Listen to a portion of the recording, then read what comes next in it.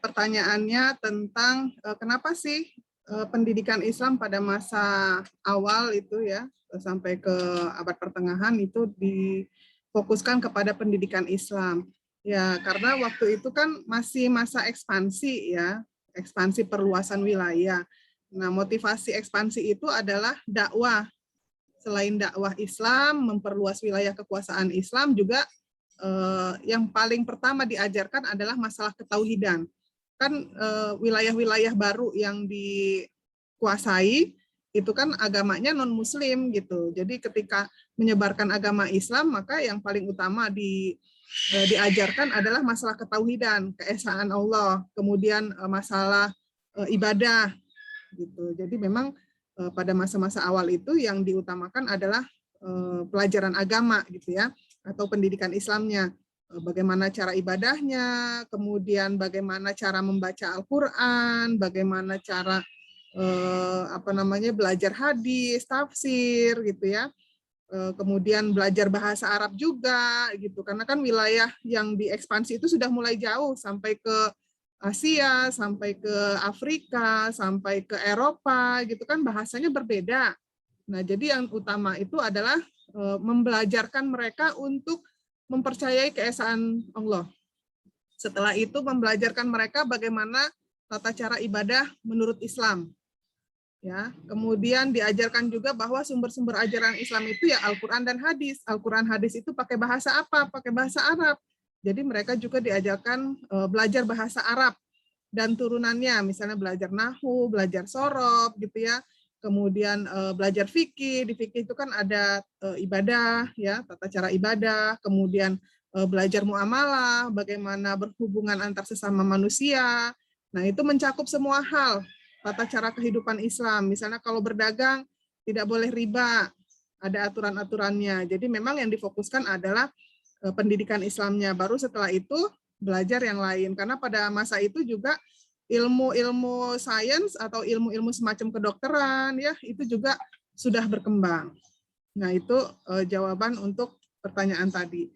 Sekarang saya ingin menambahkan beberapa poin tentang bagaimana sejarah pendidikan Islam di masa 3 kerajaan besar, yaitu Kerajaan Safawi di Persia, Kerajaan Turki Utsmani, dan Kerajaan Mughal di India.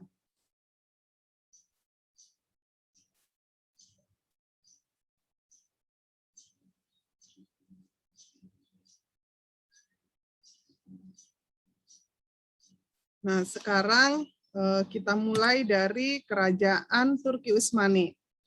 Nah, kita belajar sepintas tentang Turki Utsmani, karena kalau secara umum pelajaran tentang misalnya sosial, masalah politik pemerintahan, peradaban itu nanti dibahas secara lebih lengkap di mata kuliah Sejarah Kebudayaan Islam. Nanti kalian juga akan dapat mata kuliah ini. Nah, kalau sekarang kita memang khusus fokusnya adalah bagaimana pendidikannya dari masa ke masa. Karena Islam itu dibawa pada masa Rasulullah SAW, maka tentu saja pendidikan Islam itu dimulai pada masa Rasulullah. Nah, itu sudah kita bahas dan sekarang kita fokus ke 3 kerajaan besar. Nah, di 3 kerajaan besar ini, yang besar, yang paling utama adalah Kerajaan Turki Utsmani ya. Jadi kalau Turki Utsmani ini dia asalnya atau pendirinya adalah kabilah Oghuz. Jadi kabilah Oghuz ini mendiami daerah Mongol di utara negeri Cina. Nama Kerajaan Utsmani ini diambil dari nenek moyang yang pertama, yaitu Sultan Utsmani, Ibnu Sauji, Ibnu Ortogul, Ibnu Sulaiman Shah, Ibnu Kia Alp. Nah, ini merupakan kepala kabilah di Asia Tengah. Adapun Kerajaan Utsmani ini waktu berkuasanya cukup lama, sekitar 625 tahun. Ada beberapa periode, ini kalau menurut catatan sejarah ada 5 periode. Ini saking besarnya, saking lamanya ya, tadi di atas 600 ya, 600 tahun lebih. Misalnya periode 1, ini masanya itu ada 4 khalifah.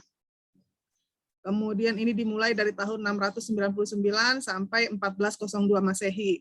Kemudian periode kedua, ini dimulai dari tahun 1403 sampai ke 1566 Masehi.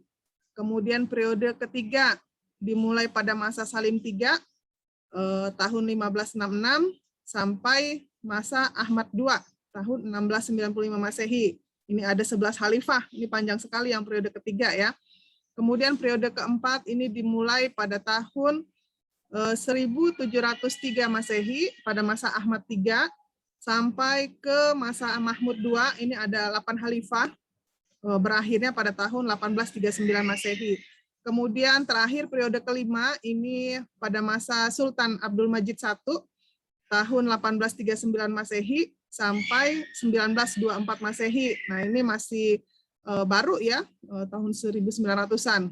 Nah, nanti setelah ini, setelah Abdul Majid II ini, runtuhlah kerajaan Turki Utsmani dan seperti sekarang menjadi bukan kerajaan gitu ya, berubah menjadi Republik Turki. Kemudian pendidikan. Nah, sekarang kita mulai bicara tentang pendidikan. Nah, Turki Utsmani ini memang sejak dulu mereka ini berdarah militer ya. Jadi sukanya berperang, sukanya bidang kemiliteran gitu. Nah, ilmu pengetahuannya ini mereka tidak memperhatikan, ya hanya sekedarnya saja gitu. Tetap ada pendidikan, tetapi tidak banyak kegiatan yang menonjol. Kemudian tidak ada juga ulama atau ilmuwan yang terkenal pada masa ini ya, karena mereka memang fokusnya pada bidang kemiliteran. Kemudian karena mereka hanya fokus pada bidang militer, jadi kita nggak kenal gitu ya ilmuwan-ilmuwannya siapa pada masa kerajaan ini. Kemudian hasanah intelektual yang berkembangnya itu seperti apa. Beda dengan misalnya kalau pada masa Abbasiyah, itu kan karena memang khalifahnya itu sangat memperhatikan, sangat mengapresiasi gitu ya, memberi reward yang tinggi kepada ilmuwan, kepada ulama, kepada seniman gitu ya, sehingga pada masa Abbasiyah itu banyak sekali tokoh-tokoh ilmuwannya gitu ya, ulamanya banyak yang terkenal. Nah, pada masa Turki Utsmani nggak terlalu gitu ya. Nah, kalau pada masa Turki Utsmani selain di bidang militer, mereka juga banyak berkiprah di seni arsitektur Islam. Misalnya terlihat dari bangunan-bangunan masjid ya. Nah, kemudian tetap ada pendidikannya, tetapi tidak terlalu mendalam lah gitu ya. Mereka tetap mengkaji ilmu keagamaan, belajar fikih, ilmu kalam, tafsir, hadis gitu ya. Tapi ya biasa-biasa aja, hanya mempelajari apa yang sudah ada saja gitu, tidak dikembangkan. Nah, karena para penguasa masa Turki Utsmani ini mereka lebih suka untuk menegakkan paham atau mazhab Asy'ariyah gitu ya. Dan ini fanatismenya ini sangat kuat, terutama pada masa Sultan Abdul Hamid II. Nah, sehingga Sultan Hamid II ini begitu fanatiknya sampai dia membela aliran Asy'ariyah itu dari kritikan aliran lain ya. Dan dia secara khusus menugaskan kepada Syekh Hussein untuk menulis kitab Al-Husun Al-Hamidiyah. Jadi benteng pertahanan Abdul Hamid untuk melestarikan aliran Asy'ariyah ini. Nah, kemudian karena kelesuan di bidang ilmu pengetahuan ini, ijtihad tidak berkembang. Tidak ada pemikiran-pemikiran baru terhadap ilmu-ilmu yang sudah ada gitu ya, jadi hanya mempelajari apa yang sudah ditinggalkan oleh ilmuwan periode sebelumnya. Nah, para ulama pada masa Turki Utsmani ini juga cuma suka menulis bukunya itu dalam bentuk penjelasan saja gitu ya, dan catatan-catatan aja terhadap karya-karya masa klasik, tapi mereka tidak banyak yang membuat karya tulis sendiri gitu. Jadi ya hanya ya mengomentari karya-karya ulama sebelumnya gitu. Kemudian kebudayaan kerajaan Turki Utsmani memang kalau dari segi kebudayaannya atau peradabannya ini cukup berkembang pesat ya. Misalnya di kota-kota besar itu banyak dibangun masjid, sekolah, rumah sakit, ada jembatan, sudah ada saluran air, villa dan pemandian umum. Jadi pada masa itu semua mandinya itu di tempat pemandian umum. Jadi tidak ada, mungkin hanya di istana saja yang ada pemandian eksklusif gitu ya, yang lainnya itu kalau masyarakat biasa itu di pemandian umum. Kemudian ada salah seorang arsitek terkenal dari Anatolia namanya Sinan, itu bahkan karena si sultannya ini suka dengan hasil karya seni arsiteknya, maka dia dipercaya untuk membangun lebih dari 235 bangunan pada masa itu. Kemudian seni arsitektur Islamnya itu terutama di bangunan ya, masjid-masjidnya itu indah gitu ya, bahkan sampai sekarang masih ada beberapa peninggalannya. Contoh salah satunya adalah gereja Hagia Sophia. Itu kalau di gereja itu kan biasanya ada gambar-gambar ya, apa Bunda Maria atau Yesus gitu kan, ada lukisan-lukisannya itu. Nah, ketika masa ini pada masa Turki Utsmani ini dicat ulang gitu ya, dicat ulang, kemudian ditulis kaligrafi ya, karena sudah berubah fungsinya menjadi masjid dari gereja Hagia Sophia ini. Nah, kemudian ada yang menyebabkan kemunduran ya. Tadi kita sudah lihat bagaimana gambaran kekuasaan Turki Utsmani, kejayaannya, peradabannya. Nah, Turki Utsmani ini kan tadi dia suka dengan militer ya, kemiliteran, suka melakukan ekspansi gitu ya, sehingga wilayah kekuasaan Turki Utsmani ini semakin luas gitu ya. Dan semakin luas wilayah itu harusnya juga manajemen pengelolaan pemerintahannya itu harus lebih bagus gitu, karena kalau tidak bisa mengelola wilayah yang luas, yang terjadi malah sebaliknya. Nggak usah jauh-jauh deh ya, biar kita lebih enak menganalogikannya, misalnya kayak di Indonesia. Indonesia itu kan cuma satu negara ya. Kalau dulu itu kan kalau namanya kekhalifahan, kesultanan itu besar sekali gitu. Nah, dengan wilayah yang besar itu, kalau manajemen pemerintahannya tidak baik ya, komunikasi antara pusat dengan daerah itu tidak berjalan dengan lancar gitu ya. Pembangunan, pemerataan kesehatan, fasilitas pendidikan itu juga bisa menjadi masalah kecemburuan sosial ya, masalah kesejahteraan gitu. Contoh kalau di Indonesia mungkin kalian bisa merasakan bagaimana perbedaan antara di Pulau Jawa dengan yang lagi ramai sekarang, lagi ada ini ya, penyelenggaraan olahraga di Papua. Nah, kira-kira sama nggak fasilitas sarana prasarananya, kualitas pendidikannya, pelayanan kesehatannya, dan lain-lain? Sama nggak? Beda ya. Ya, beda ya. Jadi semua terpusat di Pulau Jawa gitu. Tapi meskipun demikian, sekarang ini sudah mulai dibenahi gitu ya. Beda pemerintahan, beda kebijakan. Nah, ini sepertinya pemerintahan sekarang ini sudah mulai bergeser. Kenapa misalnya PON diselenggarakan di Papua? Ya, biar perputaran uang juga pindah ke Papua. Ya. Kemudian misalnya waktu itu pernah ada kebijakan bensin satu harga tuh ya. Walaupun sebenarnya itu subsidinya lebih banyak gitu, karena kan ada angkutannya ya, ngangkut ke Papua itu biasanya lebih banyak pakai pesawat. Bahkan antara satu tempat atau satu kabupaten ke kabupaten lainnya itu dia menggunakan pesawat kecil gitu. Pesawat kecil yang model Susi Air yang punya Menteri Kelautan sebelumnya itu mereka banyak beroperasi di wilayah-wilayah yang seperti itu. Nah, jadi sudah mulai ada berusaha untuk memberikan fasilitas yang sama, meskipun karena startnya berbeda, tentu saja ya belum sejajar gitu ya. Nah, ini kira-kira gambarannya dengan luasnya wilayah kekuasaan Utsmani gitu ya. Jadi wilayah yang luas, pemerataannya itu juga perlu diperhatikan gitu, karena kalau tidak diperhatikan, kalau pembangunannya beda gitu ya, mereka ada potensi untuk memberontak gitu ya. Jadi masing-masing itu, apalagi saat itu kan ada semacam suku bangsa yang ya namanya juga kan wilayah jajahan ya, atau wilayah yang baru di ekspansi ya. Nah, itu mereka masih punya fanatisme terhadap bangsanya, kebangsaannya gitu. Kalau tidak diperhatikan ya akhirnya mereka memberontak. Dan kalau dia memberontak itu dia menghabiskan energi pemerintah pusat ya. Dalam hal ini misalnya kalau di sini kerajaan Turki Utsmani. Jadi perhatiannya itu terfokus bagaimana meredakan pemberontakan.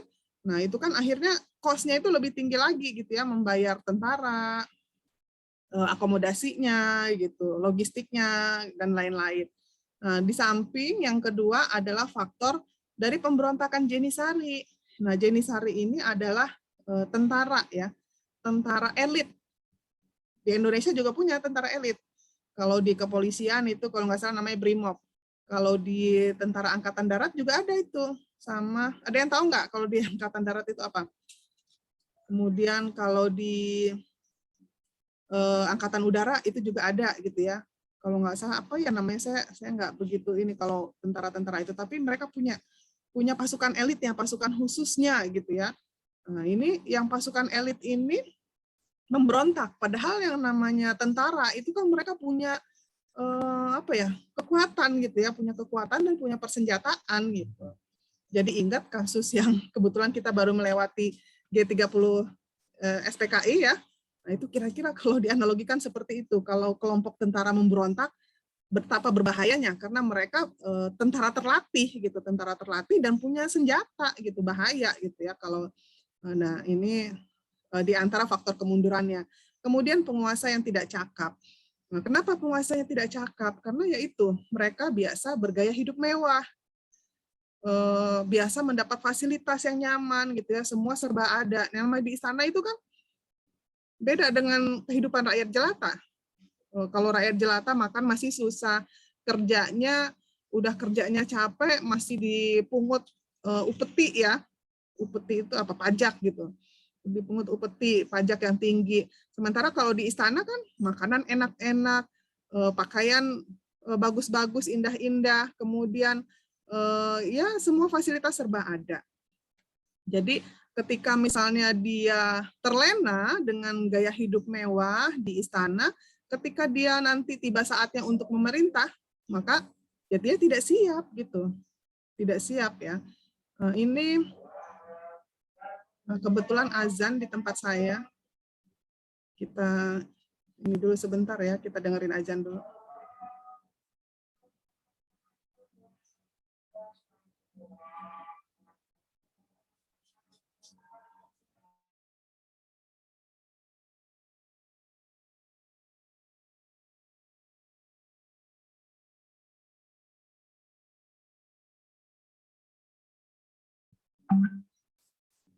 Kita lanjutkan, tadi sudah kemunduran ya, faktor kemunduran kerajaan Turki Utsmani. Ini ketutup. Nah, jadi kemunduran Turki Utsmani ini diantaranya tadi udah sampai ke penguasa yang tidak cakap, kemudian merosotnya perekonomian negara. Kenapa perekonomian negara ini bisa merosot? Karena ya kalau tadi ya misalnya ada pemberontakan. Nah, kalau ada pemberontakan itu kan tadi anggarannya itu terbagi gitu ya. Terus gaya hidup yang mewah. Ini juga misalnya ini deh, saya suka menganalogikan dengan kondisi di Indonesia ya, biar kita lebih dekat gitu. Contoh nih, untuk di Indonesia sendiri itu kan sudah ada, kalau di tingkat pusat itu namanya APBN, kalau di tingkat daerah namanya APBD. Nah, APBN, APBD ini itu sudah ada, misalnya untuk pendidikan 20%, kemudian untuk kesehatan sekian persen, untuk masalah sosial sekian persen, untuk masalah agama sekian persen dari APBN dan APBD secara keseluruhan. Nah, kalau ada pemberontakan, ada tadi penggunaan anggaran yang tidak semestinya, itu otomatis akan berkurang gitu ya, yang tadinya dana untuk pendidikan kepake untuk pemberontakan. Nggak usah jauh-jauh nih, sekarang nih ya yang tadi saya contohkan APBN, yang BN untuk Indonesia ini karena masalah pandemi COVID akhirnya terbagi gitu ya, banyak yang berkurang karena diprioritaskan untuk pengelolaan masalah kesehatan. Nah, kemudian contoh lain penguasa yang tidak cakap atau bergaya hidup mewah. Kalau kalian pernah lihat berita ya, masalah Kesultanan Brunei Darussalam. Sekarang kan jarang ya yang bentuknya kerajaan, yang ada kerajaan Islam itu yang bisa dicontohkan sekarang Kesultanan Brunei Darussalam. Tahu nggak siapa nama sultannya? Ada yang tahu? Ada Sultan Hasanah Bolkiah. Dia punya adik kandung, adik bungsu namanya Jeffrey. Jeffrey ini dia beda dengan kakaknya. Jadi si Jeffrey ini suka bergaya hidup mewah, kemudian dia pernah diberi tanggung jawab sebagai, kalau di Indonesia mungkin sebagai kepala BIN gitu ya. Jadi sebagai kepala BIN dia mengetahui rahasia-rahasia negara, sumber-sumber kekayaan negara dia tahu. Nah, kemudian dia mengelola tambang minyak gitu, sehingga aset-aset negara itu pokoknya dia tahu gitu ya. Dan sayangnya si Jeffrey ini, adiknya Sultan Hasanah Bolkiah ini, dia gaya hidupnya itu kurang baik ya, bergaya hidup mewah, kemudian suka main perempuan, dia punya selir itu kalau nggak salah, kalau menurut berita online ya, itu ada 40. Kemudian dan dia terlalu royal gitu ya dengan teman-temannya, dengan selir-selirnya. Itu yang anggaran negara, pernah juga dia diserahi tanggung jawab sebagai bendahara negara gitu ya, bendahara kesultanan. Nah, itu digunakan untuk beli rumah, beli mobil, dia juga punya yacht gitu ya, yang kapal pesiar, punya jet juga, mobilnya banyak sekali, mungkin lebih dari ratusan. Nah, itu dibagi-bagikan kepada itu selir-selir dia tadi. Nah, akhirnya kan kalau dikelola oleh orang yang tidak cakap, korupsinya itu terlalu besar, itu menghabiskan anggaran. Nah, akhirnya karena diketahui oleh Sultan Hasanah-Bolkiah, dicopot semua akses dari si Jeffrey ini tadi. Kemudian ya diblokir semua, diberhentikan dari jabatannya dan diblokir anggarannya. Ya udah, dia tidak diberi kesempatan lagi lah untuk mengelola negara, keuangan negara. Nah, kemudian penguasa yang tidak cakap. Kalau contoh yang zaman sekarang di Thailand itu, kalau kalian rajin baca berita online, itu di Thailand itu ada juga sultan yang rame di berita ya. Dia ini pada awal pandemi COVID tahun 2020, ini baru nih, sekitar pertengahan 2020, dia saat warganya sedang awal-awal 2020 itu kan COVID lagi tinggi dan belum ada vaksin gitu ya, masih meraba-raba bagaimana pengobatan COVID yang tepat gitu ya. Jadi banyak warga yang terkapar, banyak warga yang meninggal gitu ya. Si rajanya ini dia berkunjung ke Jerman, Pegunungan Alpen. Kalau nggak salah di Pegunungan Alpen itu ada hotel mewah. Nah, itu dia membawa 100 apa istilahnya, yang 20 itu selirnya, yang sisanya itu pengawal-pengawalnya lah, pengawal kerajaan itu dibawa ke Pegunungan Alpen ini di hotel di Jerman. Jadi dia berlibur. Dia itu menjadi sorotan dunia saat itu ya, karena orang yang namanya pemerintah itu kan dia harus bertanggung jawab gitu ya, bagaimana supaya penanganan kesehatannya itu bisa dipulihkan gitu ya, meminimalisir ya, misalnya kalau perlu dikarantina ya dikarantina kayak model kita lah gitu ya, kebijakan pemerintahnya dilihat, misalnya potensi wilayahnya itu pergerakan penduduknya itu mengakibatkan penyebaran COVID lebih masif, jadi ada kebijakan PPKM dan lain sebagainya. Nah, ini beda dengan yang si Raja Thailand ini, dia malah pergi berlibur di Pegunungan Alpen, bawa selir 20, bawa pengawal, pokoknya jumlahnya itu 100. Itu dikecam satu dunia waktu itu. Nah, itu jadi kalau dipimpin oleh penguasa yang tidak cakap, maka ya kita tunggu saja kehancurannya gitu ya. Nah, itu biasanya menyebabkan ini merosotnya perekonomian negara. Nah, kemudian kalau penguasanya tidak mengutamakan pengembangan ilmu pengetahuan teknologi, akhirnya ya tertinggal gitu ya. Contoh Turki Utsmani. Turki Utsmani seperti yang saya jelaskan tadi, mereka sangat berminat terhadap militer, masalah kemiliteran. Tetapi di dunia militer itu sendiri kan berkembang gitu ya. Jadi ilmu pengetahuan itu di semua bidang itu berkembang. Kalau dia tidak mengembangkan ilmu pengetahuan, akhirnya teknologi yang dia pakai dalam bidang kemiliteran itu kan jadul ya, jadul banget gitu. Orang-orang sudah pakai misalnya pakai bom atau sekarang pakai rudal dari jarak yang jauh, nggak mesti datang ke negara itu, dia sudah bisa menghancurkan satu negara. Atau yang paling baru lagi adalah senjata massal yang menggunakan virus. Nah, ada juga rumor-rumor yang beredar, jangan-jangan sekarang ini ada senjata biologis gitu ya. Nah, itu jadi tanpa harus berperang ke suatu wilayah, tinggal tembakan virus. Dulu yang rame Presiden Amerika mengecam katanya ada senjata pemusnah massal, sampai ya pokoknya gitu, ternyata pas udah ditangkap pimpinannya nggak ditemukan senjata pemusnah massal itu ya. Seperti itulah kira-kira. Jadi kalau ilmu pengetahuan itu tidak dikembangkan, ya dia tertinggal gitu ya. Kan misalnya kalau di militer zaman dulu, dia kalau kalian suka lihat film-film kolosal itu ya, teknik berperangnya kan masih jadul banget, pedang sama pedang, kemudian atau pakai panah, atau misalnya dia menggunakan parit. Jadi dibangun parit di sekitar benteng, ketika misalnya ada pasukan yang maju, dia terjerembab ke dalam parit itu, dan di dalam parit itu sudah ada tombak-tombak gitu ya. Jadi pasukan musuh ketika masuk ke parit itu banyak yang mati. Tapi kan zaman sekarang nggak perlu lagi seperti itu. Dengan perkembangan persenjataan teknologi militer itu tidak mesti datang ke satu wilayah, dari jauh juga sudah dikirim, sudah bisa musnah gitu. Nah ini juga dampaknya gitu ya, karena ilmu pengetahuan dan teknologinya stagnan di Turki, akhirnya salah satu faktor kemunduran mereka. Nah kemudian tumbuhnya gerakan nasionalisme gitu ya.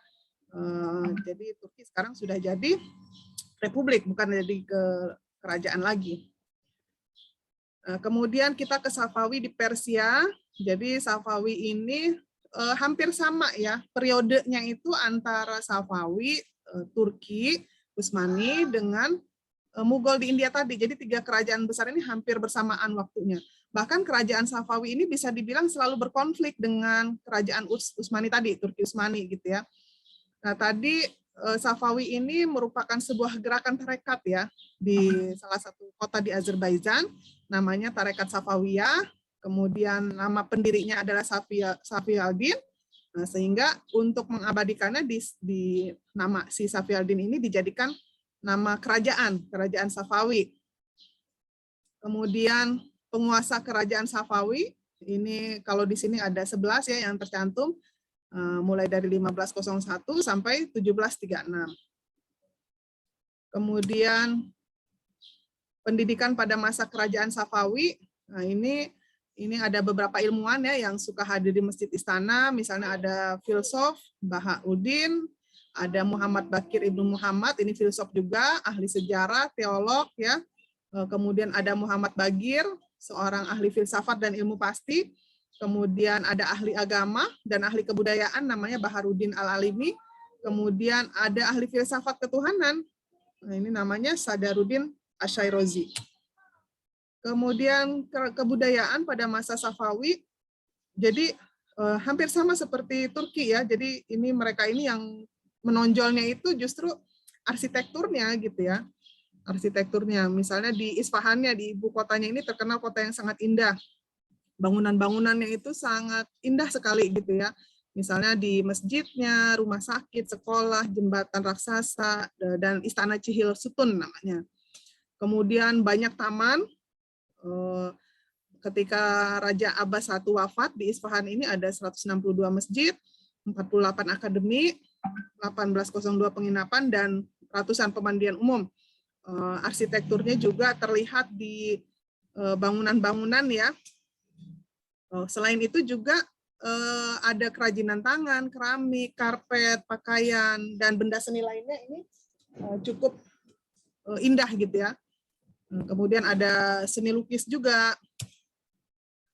Nah, di antara sebab kemundurannya, yang pertama adalah konflik berkepanjangan dengan kerajaan Utsmani.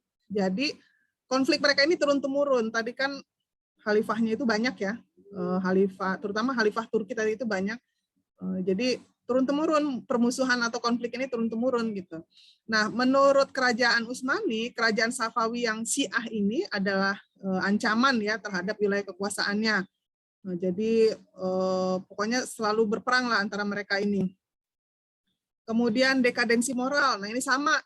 Jadi kalau kita belajar sejarah itu sebagian besar terjadi kehancuran itu karena dekadensi moral di antara para penguasa gitu ya. Nah, ini bahkan ya nauzubillah min dzalik, ini ternyata seorang pecandu menyenangi kehidupan malam beserta harem-haremnya gitu ya. Ini tanpa sekalipun menyempatkan diri menangani pemerintahan, kira-kira sama seperti yang saya contohkan tadi si Sultan Thailand itu tadi. Jadi rakyatnya sedang berperang melawan pandemi, dia plesiran sama selirnya 20 orang bersenang-senang. Kemudian pasukannya dibawa sampai jumlahnya itu sekitar 100 dibawa ke, jadi mereka booking satu hotel mewah gitu ya. Jadi ya kira-kira seperti itu. Jadi bukan hanya zaman dulu gitu. Sekarang juga ada model-model pemimpin yang seperti ini gitu. Jadi kalau kita belajar sejarah, sejarah itu seperti spiral, dia selalu berulang. Jadi tujuan kita mempelajari sejarah, yang bagus kita lanjutkan, kita terapkan, yang jelek jangan diikuti.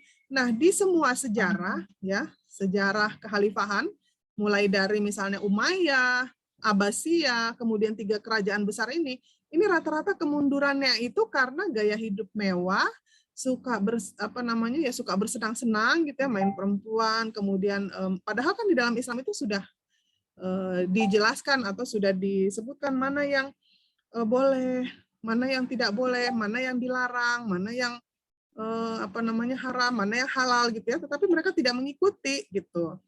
Lebih mengutamakan kesenangan duniawi. Akhirnya kerajaannya hancur gitu ya. Nah, jadi kalau kita melihat yang sekarang ini ya kita lihat saja bagaimana endingnya gitu. Kemudian yang ketiga, nah di Safawi tadi itu ada namanya pasukan gulam. Pasukan gulam ini terdiri dari budak-budak gitu ya. Budak-budak yang namanya budak itu kan dia tidak ada orang yang pengen jadi budak. Untungnya sekarang zaman sekarang ini sudah tidak ada perbudakan ya. Kalau zaman dulu yang namanya perbudakan itu bahkan dia tidak mendapat salary gitu ya. Ya namanya budak gitu. Dia cuma diperjualbelikan seperti benda gitu ya, dilelang di pasar.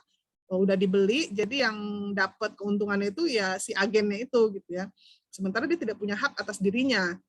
Nah, jadi si budak-budak ini ogah-ogahan gitu loh. Kalau berperang itu ya cuma jasadnya aja yang ada di situ, tetapi hatinya tidak, bukan karena misalnya semangat patriotisme, nasionalisme dia berperang untuk membela bangsanya, enggak gitu, karena dia menjadi pasukan gulam ini ya terpaksa gitu. Jadi ketika dia turun di medan pertempuran, tidak punya mental semangat untuk berperang, ya udah gampang ditumpas gitu. Nah, kalau kalian ada yang suka nonton sekarang ini ada film Turki yang latar belakangnya itu tentang ya pembentukan negara Turki, Korolus Osman tuh ya. Nah, itu kan siapa tokoh utamanya itu? Nah, dia itu kan kalau yang pemimpin pasukan pemberani, si Osman. Nah, jadi dia itu selalu misalnya kita berperang menggugah semangat gitu loh. Karena Allah, kita tidak dibayar, kita bukan berperang karena uang gitu kan, tetapi karena untuk menegakkan ajaran Allah. Nah, misalnya kayak gitu. Nah, ini beda dengan si gulam ini gini. Jadi dia nggak punya motivasi untuk berperang, itu nggak punya motivasi. Jadi mentalnya itu ya nggak ada mental berperang lah. Karena bukan negara dia yang dia bela gitu ya. Karena budak-budak ini biasanya ya diperjualbelikan sehingga dia tidak ada motivasi untuk membela negaranya itu gitu. Nah, kemudian ada juga namanya pasukan Kizilbas. Nah, pasukan Kizilbas ini sebenarnya lebih terlatih ya. Tetapi lama-kelamaan si Kizilbas ini juga tidak punya militansi dan semangat gitu ya. Dengan pendahulunya, dengan Kizilbas sebelumnya gitu. Jadi ya itulah banyak faktor kemunduran. Nah, sehingga akhirnya tahun 1736 Masehi, Safawi ini mengalami kehancuran dan berakhirlah kekuasaan dinasti Safawi di Persia. Lalu kita ke Mughal di India. Mudah-mudahan cepat saja ya, karena sudah asar. Nah, sejarah masuknya kerajaan Mughal di India. Jadi Mughal itu nama satu kerajaan Islam yang paling besar, yang paling tenar, yang paling pokoknya zaman keemasannya kerajaan Islam di India. Tetapi sebetulnya sebelum kerajaan Mughal di India ini ada yang lain gitu ya. Ada dinasti atau kerajaan Islam yang lain gitu. Nah, misalnya nih peletak dasar Islam di India namanya Qutbuddin Aibak. Ini tahun 1206 sampai 1211. Ini dia yang berhasil mendirikan kerajaan Islam di India yang merdeka. Sebagaimana yang kita tahu, di India itu mayoritas agamanya adalah agama apa? Si dengerin nggak nih? Hindu, Ibu. Ya, Hindu ya. Jadi mayoritas agama di India ini adalah agama Hindu. Dan Hindunya itu Hindu yang yang istilahnya fanatik banget gitu. Bahkan sampai sekarang juga Hindu masih menguasai ya, masih menjadi agama mayoritas di India. Jadi pada saat itu setelah cukup kuat mendirikan kerajaan di India tahun 1206, dia mendirikan kerajaan atau Kesultanan Delhi di India. Ini sampai tahun 1290. Kemudian dinasti keturunan Aibak ini sebenarnya bukan keturunan raja. Maksudnya gini, yang namanya kerajaan, kalau kerajaan itu biasanya agamanya itu Hindu, Kalau agama Islam itu biasanya disebutnya kesultanan. Jadi itu sama-sama monarki. Monarki itu turun temurun. Raja penerus kekuasaannya biasanya putra mahkota gitu ya. Kalau putra mahkotanya nggak ada, baru nanti ke yang lainnya gitu ya. Contoh kalau yang sekarang masih ada kerajaan Inggris. Nah, kerajaan Inggris itu ada urutannya pangeran keberapa gitu ya. Makanya ada Pangeran Charles, ada Pangeran siapa lagi tuh? Pangeran Charlesnya belum naik, anak-anaknya juga udah siap untuk menggantikan gitu kan. Nah, tapi sepertinya si Ratu Inggris itu ya sampai udah sepuh banget gitu ya, masih jadi ratu gitu. Wallahu alam kenapa dia nggak mau menyerahkan kepada anaknya, mungkin beliau tidak percaya kali ya, barangkali, atau mungkin ada faktor politik yang lain gitu ya, kita nggak tahu. Nah, kembali lagi ke sini, jadi yang namanya raja itu dia pasti menurunkan tahtanya itu kepada putra mahkota. Kalau dia nggak punya anak, bisa jadi ke adiknya gitu ya, tapi masih satu keturunan lah gitu kan adiknya itu. Kalau udah adiknya, itu kadang-kadang di antara mereka juga terjadi perebutan kekuasaan antara ponakan dengan paman, antara sepupu dengan sepupu gitu kan, antara kakak dengan adik. Itu kadang-kadang di internal kerajaan itu juga ada perebutan kekuasaan gitu. Nggak usah kekuasaan wilayah yang luas ya. Kadang adik-beradik kita nih, kakak adik, itu sama mainan aja bisa rebutan, bisa berantem gitu. Apalagi memperebutkan kekuasaan yang kalau yang namanya kekuasaan itu kan sangat menggiurkan ya, karena di situ ada pengelolaan anggaran, ada ya pokoknya the winner get everything lah gitu ya, penguasa bisa ngapain aja gitu ibaratnya. Jadi banyak terjadi perebutan. Nah, jadi kembali ke Aibak ini, kalau dia bukan anak keturunan raja, bukan bangsawan yang punya garis dengan si sultan ini tadi, maka jangan harap dia akan menjadi raja. Nah, tapi kalau dia mau jadi raja, maka dia harus memberontak, gitu. Dan pemberontakan itu endingnya cuma dua. Dia sukses menjatuhkan kerajaan yang sedang berkuasa, atau dia berhasil ditumpas. Kalau dia berhasil yang opsi satu tadi, kalau dia berhasil menggulingkan kekuasaan raja, maka dia bisa menggantikan sebagai raja berikutnya. Nah ini contohnya si Aibak ini gitu. Tapi kalau tidak berhasil, maka dia dianggap pemberontak dan dimusnahkan, dibunuh lah gitu, karena dia memberontak gitu kan, memberontak penguasa yang sah gitu. Nah jadi kebetulan si Aibak ini berhasil, jadi dia disebut keturunan hamba raja gitu.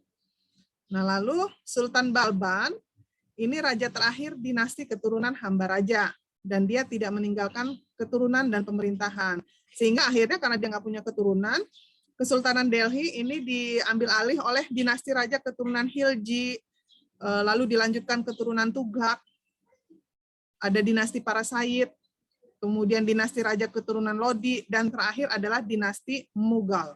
Ini Mughal ya, bukan Mughal. Nah, dinasti Mughal di India. Ini ada juga nih filmnya. Siapa yang suka nonton film India? Dulu sempat rame, beberapa kali diputar di TV malah, yang film Jodha Akbar. Itu background-nya ini kan kerajaan Mughal di India. Cuma kalau yang di sinetron itu kan dia lebih karena entertainment, jadi yang banyak diiniin sama dia itu masalah romantismenya aja, tapi paling nggak sedikit ada latar belakang sejarahnya lah gitu ya. Lalu di Mughal di India ini, dia rajanya itu yang terkenal ada Zahiruddin Muhammad Babur, Nasiruddin, Jalaluddin Muhammad Akbar. Nah ini kalau Jalaluddin Muhammad Akbar ini yang diangkat di film Jodha Akbar itu, anaknya namanya Jehangir atau Salim, ada Shah Jahan, ada Aurangzeb. Nah pendidikan masa kerajaan Mughal ini nggak terlalu berkembang ya. Jadi kalau kita baca sejarah ini, akhirnya kita mengambil satu kesimpulan bahwa di 3 kerajaan besar ini pendidikannya flat aja, biasa aja gitu. Jadi ya samalah seperti kita, semacam formalitas pendidikan tetap terselenggara, tetapi tidak ada yang menonjol, tidak seperti zaman yang ilmuwan-ilmuwan awal, zaman pertengahan, zamannya Abbasiyah gitu kan, zamannya Umayyah, itu masih ada ilmuwan-ilmuwan yang terkenal gitu ya, yang karyanya sangat menonjol gitu ya, ilmuwan-ilmuwan Muslim di masa awal. Sekarang ya biasa-biasa aja, hanya melanjutkan ilmu yang sudah ada atau sudah ditulis oleh ulama-ulama pada masa klasik gitu ya. Nah ini di Mughal juga begitu, mereka taklid, hanya mengikuti saja gitu. Kemudian istihadnya itu tidak ada pembaharuan. Kalau filsafat itu katanya bid'ah gitu, dan sebagian besar umat Muslim di India saat masa kerajaan Mughal ini hidup sebagai sufisme. Kemudian, namun demikian ada juga sih ilmuwan dari berbagai negara datang ke India untuk menuntut ilmu. Kemudian Istana Mughal ini menjadi salah satu pusat kegiatan kebudayaan dan pembelajaran. Ini contohnya si Aurangzeb, ini dia memberikan sejumlah uang dan tanah untuk membangun pusat pendidikan. Kemudian kalau kebudayaan, ini sastra ini juga berkembang ya di masa Mughal di India. Dalam syariat Islam tidak ada pemisahan antara politik dan ibadah, antara imam dan pemimpin pemerintahan, karena semuanya terintegrasi nilai-nilai keagamaan gitu. Kemudian ini bangunannya juga indah-indah ya, sampai sekarang juga kita masih melihat apa tuh yang terkenal di India, ada yang tahu nggak? Taj Mahal, Ibu. Nah, Taj Mahal itu indah sekali ya. Ya walaupun kita baru bisa ngelihatnya via foto, mudah-mudahan nanti kapan-kapan kita bisa berkunjung langsung gitu ya. Tapi saya kalau ke India nggak terlalu kepengen. Kalau di India itu soalnya kalau di pemberitaan, kalau sekarang sih ya, mudah-mudahan ke depan situasi keamanan lebih membaik. Karena di India itu banyak terjadi tingkat kekerasan terhadap perempuan ya, pemerkosaan itu banyak, tidak hanya terhadap perempuan lokal, turis-turis perempuan juga banyak itu. Makanya saran saya kepada perempuan-perempuan kalau cari tempat apa namanya wisata nggak usah ke India deh, ngeri gitu. Jadi ini kita review tentang kejayaannya saja gitu. Kemudian, nah sastra pada kerajaan Mughal, ini Raja Akbar tadi yang jadi backgroundnya film Joda Akbar. Ini kalau di film Joda Akbar itu digambarkan si Raja Akbar ini tidak bisa menulis, tidak bisa membaca. Jadi tapi dia pintar gitu. Nah, ini di sini kalau di sini disebutkan pemikiran Sultan Akbar itu ditulis oleh filsuf namanya Abul Fazl, judulnya Aini Akbari dan Akbarnama. Nah, ini judul karya sastranya. Jadi dia pintar, cuma sayangnya nggak mau belajar baca tulis. Gitu. Itu kalau yang versi filmnya gitu ya. Nah, dua kitab ini ditulis dalam bahasa Persia dan sudah diterjemahkan dalam bahasa Inggris. Nah, mungkin karena dari kitab ini juga barangkali yang melatar belakangi atau jadi background ada film Joda Akbar itu barangkali. Karena sepertinya tenar sekali itu. Lalu nah, pada masa Jalaluddin Akbar ini dia berhasil menyatukan dua kekuatan penting di India, yaitu Islam dan Hindu. Sayangnya memang agak rancu ya. Jadi ajarannya din ilahi. Jadi dia ingin menjadikan agama kerajaan, bahkan dia mengambil seorang permaisuri yang Hindu. Jadi kalau di film itu kan si Akbar, si Joda itu kan agamanya Hindu gitu ya. Nah, jadi sementara dalam ajaran Islam itu sendiri kan tidak ada pernikahan beda agama ya. Dan setahu saya semua agama juga tidak membolehkan adanya pernikahan beda agama. Jadi kalau mau sah ya harus pindah agama salah satunya gitu. Karena kalau yang pernah saya baca tuh kalau di Islam makanya kalian jangan sampai menikah beda agama. Jadi kalau yang menikah beda agama itu sepanjang usia pernikahannya selama dia tidak memeluk Islam, maka hukumnya adalah zina. Nauzubillah min zalik. Padahal pernikahan itu adalah ibadah yang menghalalkan yang haram gitu. Tapi kalau misalnya ibadah itu menjadi haram seumur itu, ya sayang sekali gitu. Makanya di dalam Islam itu kan sudah diatur kalau mau mencari pasangan itu ada 4 kriteria. Lihatlah agamanya, keturunannya, hartanya, kecantikannya. Tetapi yang paling utama adalah apa? Agama.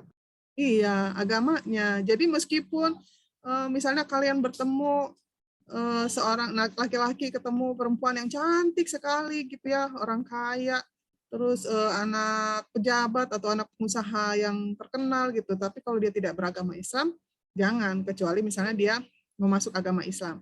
Terus perempuan juga.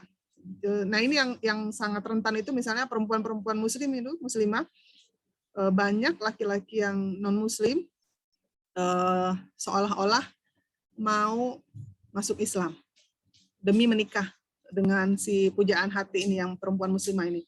Tapi begitu udah menikah, dia kembali lagi ke agamanya. Bahkan dia mengajak anaknya gitu ya, menjadi agama bapaknya gitu. Nah ini makanya hati-hati sekali gitu ya, lebih baik kita menikah dengan yang seagama. Jadi semuanya itu sudah diatur dalam agama Islam. Nah kembali ke sini, jadi pada masa itu banyak orang yang menyaksikan gitu ya keislaman beliau, keislaman Sultan Akbar ini karena itu menikahi seorang permaisuri Hindu. Kita kembali lagi ke sini, Raja Jahangir ini juga meninggalkan karya sastra. Jadi dia menulis riwayat hidupnya dalam kitab Cuk-i Jahangiri. Jadi kalau sekarang mungkin seperti biografi ya. Biografi. Kalau biografi itu kisah hidup seseorang dari dia lahir, karyanya, itu yang menulis orang lain, kesuksesannya gitu ya. Itu biasanya ditulis di biografi yang nulis orang lain. Tapi kalau dia menulis tentang dirinya sendiri, misalnya saya nulis tentang perjalanan hidup saya, itu namanya autobiografi. Jadi saya menulis tentang diri saya sendiri. Nah ini ya Raja Jahangir ini kalau dia menulis riwayat hidupnya sendiri, ya berarti ini namanya autobiografi. Nah tetap aja di antara kemajuannya itu ada kemunduran. Jadi kemundurannya itu ada faktor internal dan eksternal. Faktor internalnya ini tidak ada kejelasan lajur suksesi pergantian penguasa, lemahnya para pewaris tahta kerajaan, pola hidup mewah dan boros, kebijakan puritanisme, pemaksaan ajaran Syiah. Nah, jadi kalau kita lihat di berbagai cerita sejarah, ini menjadi faktor dominan ya, hampir sama gitu. Maksudnya lemahnya para pewaris tahta kerajaan, pola hidup mewah gitu ya. Nah ini maksud saya, ini jadi pembelajaran buat kita. Meskipun kita bukan anak raja, tetapi pola-pola seperti ini berarti tidak bagus gitu. Misalnya nih, alhamdulillah teman-teman terlahir dari keluarga yang cukup berada. Alhamdulillah orang tua bisa menyekolahkan kalian gitu ya, sampai perguruan tinggi. Sementara teman-teman kalian banyak yang ya banyak kendala gitu ya.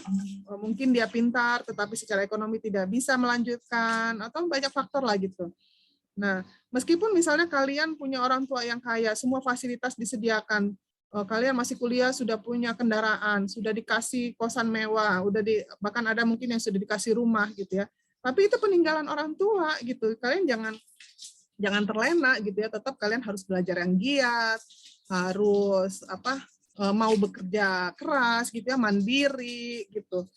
Kalau bisa membuktikan diri gitu bahwa anak itu harus lebih baik daripada orang tuanya. Misalnya orang tua kalian sarjana strata 1, maka harus ada tekad kalian bahwa kalian lebih baik dari orang tua. Kalau ayahnya atau orang tuanya misalnya S1, maka anaknya harus S2, apalagi S3. Gitu. Itu lebih bagus lagi gitu. Terus kalau misalnya orang tuanya seorang pengusaha, usahakan kalian bisa lebih baik lagi dari orang tua. Paling tidak sama gitu. Nah, jadi ya itu, jangan terlalu bergaya hidup mewah dan jangan boros gitu. Itu saja poin plusnya gitu ya. Jadi yang namanya sejarah, kita belajar mana yang tidak baik jangan diikuti. Karena kita yang akan, atau kalian deh, masa saya dengan kalian kan beda. Orang tua kalian sekarang mungkin di puncak kesuksesannya gitu. Tetapi yang masa depan itu akan dipegang oleh kalian gitu. Jadi bagaimana agar kalian mempersiapkan diri supaya nanti kalianlah pemimpin-pemimpin pelanjut estafet di semua bidang kehidupan. Bidang apa saja yang kalian minati. Jadi persiapkan diri dengan baik. Nah, penyebab ada background sound di belakang saya nih. Ada penyebab kemunduran lain, faktor eksternal, ada pemberontakan yang dilakukan oleh orang-orang Hindu. Akhirnya mereka sekarang menguasai lagi, dan agama Islam sekarang menjadi agama minoritas di India. Penguasanya itu banyak orang Hindu dan kebijakan-kebijakannya itu banyak yang mendiskriminasikan tentang agama Islam ya, misalnya untuk pelayanan kesehatan, untuk pendidikan, kesempatan bekerja dan lain sebagainya itu didiskriminasikan sehingga ya orang Islam semakin terjepit ya. Kita lihat di mana-mana kalau Islam menjadi minoritas di suatu negara maka ya dia banyak didiskriminasikan, banyak ketidakadilan gitu ya. Sementara kalau Islam menjadi agama mayoritas kita ngemong, kita menaungi gitu ya, bisa hidup dengan damai. Lalu faktor eksternal yang kedua adalah serangan dari luar. Ini dilakukan oleh Nadir Shah tahun 1739. Dan yang terakhir adalah datangnya kekuatan Inggris dengan perusahaan dagangnya IEC. Kira-kira kalau di Indonesia ini mirip-mirip juga nih. Ada waktu itu VOC ya kalau di Indonesia. Jadi ya begitu, diserang dari dalam dan dari luar. Dari dalam tadi karena pemberontakan-pemberontakan, karena ketidakcakapan pemimpinnya, dari luar ini banyak serangan-serangan dari luar. Akhirnya berakhirlah kekuasaan di India. Itu saja cerita kita sore hari ini. Mudah-mudahan bermanfaat, menjadi motivasi kepada kita untuk menjadi generasi yang lebih baik lagi, menjadi generasi tangguh, pemimpin masa depan. Makanya saya kalau sama mahasiswa itu sebetulnya saya itu sayang sama kalian gitu ya, karena kalian itu pelanjut pemimpin masa depan gitu ya, harus punya semangat belajar walaupun masih pandemi gitu ya, harus gigih belajarnya, jangan ya, saya nggak tahu nih kalau nggak buka kamera, mudah-mudahan tetap menyimak ya. Tapi meskipun demikian ya, saya sih husnuzon aja. Ibu, mohon maaf. Ya. Jadi, buat